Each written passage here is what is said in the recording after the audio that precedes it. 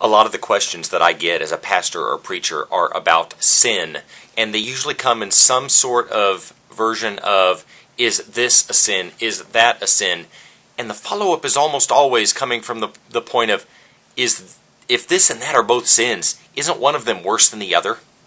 It's like we think of sins as things on a list that are not to be done, or things that are done that are on a list of things that are not supposed to be done. So I thought it might be helpful to spend just a few minutes here with sin and invite you to think with me about what sin means. The word most often used in the Greek New Testament for sin is the word hamartia, and hamartia is actually an archery term, and it means missing the mark. So it's an idea of falling short of what you're aiming at. It doesn't carry the idea that you're aiming at the wrong target, but that you're missing the mark, that there's some inability to actually hit the target that you aim for.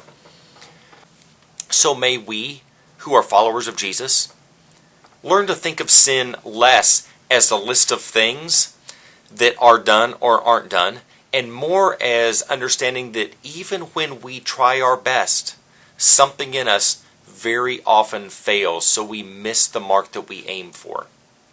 This might help also the tendency that many of us have to focus on the sins of others as being worse than our own sins.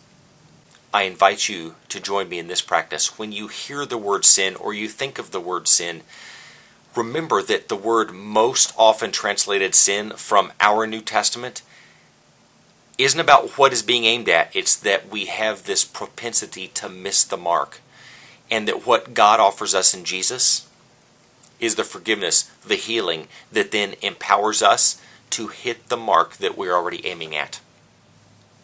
In that sense, by the presence and promise of the Holy Spirit, may you go and sin no more.